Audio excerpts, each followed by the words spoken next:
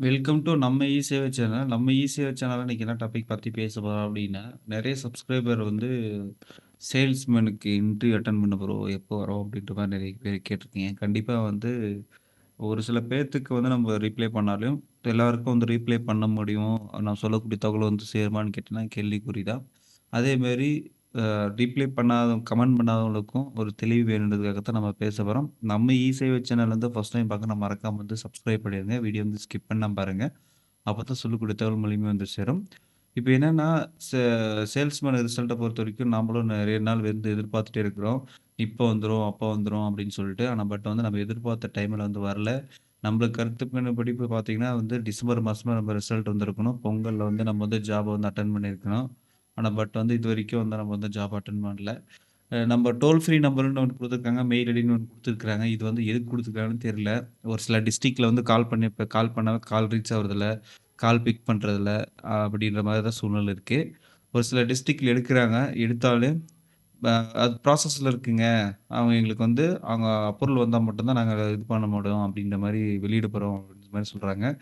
என்ன சொல்ல வராங்க அப்படின்னா, நாங்க எல்லா டேட்டாவும் குடுத்துட்டோம். அங்கருந்து எங்களுக்கு வரலன்ற மாரி தான் எனக்கு கேட்ட தகவல் மாரி வருது. என்னன்னா என்ன சொல்ல வராங்கன்னா, ப்ராசஸ் செலக்ஷன் லிஸ்ட்ட வந்து ரெடி பண்ணி அவங்க அனுப்பிச்சு விட்டாங்க.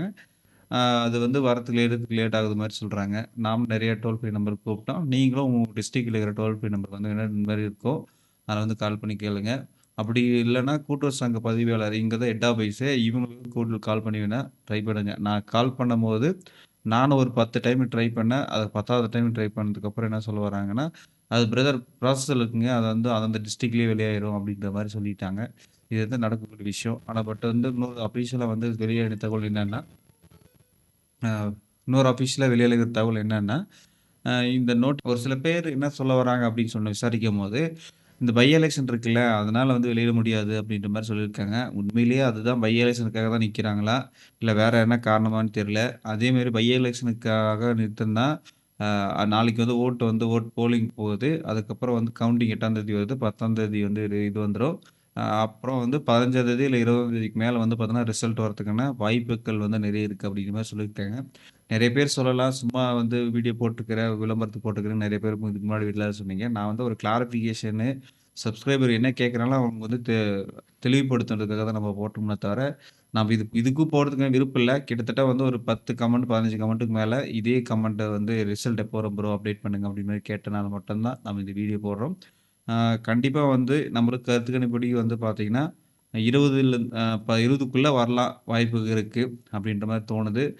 சென்னைக்கு என்ன ஆச்சு ப்ரோ அப்டின்னு கேட்டீங்கன்னா, அவங்க சென்னைக்கு நானும் கால் பண்ணி காலே ரிட்டர்ன் எடுக்கல. நான் அங்க இருக்கிற ரிசல்ட்ஸ்ல வந்து செக் பண்ணி பார்க்கும்போது அவங்க வந்து என்ன சொல்ல வர்றாங்க அப்டின்னா, "இன்னும் கொஞ்ச நாள் ஆகும் ப்ரோ" அப்டின்ற மாரி சொல்றாங்க. ஆனா வந்து அ இந்த வாட்டி வந்து வச்சிருக்காங்க. ஆனா வந்து செலக்ஷனுக்கு இவ்வளோ லென்த்தே போனீங்கன்னா என்ன ஆகுதுன்னு தெரியல. மத்த எக்ஸாம்லாம் கிட்டத்தட்ட வந்து ஒரு 1,00,000 பேர், 5,00,000 பேர் எழுதினாலும் அசால்ட்டா வந்து ரிசல்ட் வந்து சொன்ன டேட்ல, சொன்ன டைம்ல விடுறாங்க. இப்ப நம்ம தமிழ்நாட்ல வந்து கூட்டுறவுத்துறையில வந்து விட்டுருக்கிறது வந்து கிட்டத்தட்ட வந்து ஒரு 25,000 பேர் மேல தான் அப்ளை பண்ணியிருக்காங்க. அவங்களுக்கே இந்த அளவுக்கு வந்து இருந்துச்சுன்னா, என்ன நடக்குதுன்னு தெரியல.